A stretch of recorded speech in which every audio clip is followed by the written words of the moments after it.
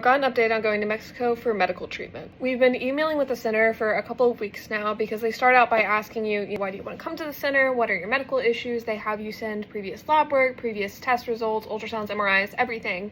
And then they review it and then they tell you whether or not you're eligible for treatment and what kind of treatments they might recommend. After reviewing our paperwork and everything and talking to us a little bit more, they decided that we would be eligible for a 3-day visit there. That's what they would recommend for both me and my mom. Usually for the center, it's like a 3 to 4 month wait to get in, but because our issues are a little bit more severe, they recommended that we come in about the 1st or 2nd week of September, which is so soon.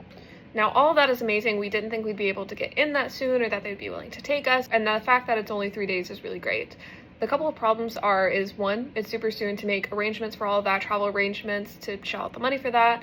And then 2, you don't know exactly which treatments or how much it's going to cost you when you're there until you're there. Because on your first day there, they do a bunch of lab work, very specific tests, everything, and then your treatment's going to be based on what your lab results are. And so obviously they can't tell you exactly which treatments and how much of each treatment you're going to need before they do the lab work. And it is going to be very expensive either way because, again, insurance isn't covering any of this because it's out of country, so everything's going to be out of pocket, including travel and accommodations. That's where we're at. Now we need to decide if we are actually going to do this and how we are going to afford to do this, if that is the case. And we have to decide that relatively quickly because they want us there within the next month. If you guys have any other questions about the process or anything else you think I should know about or ask questions about or be concerned about, please let me know because I want to have as much information as possible before I go there.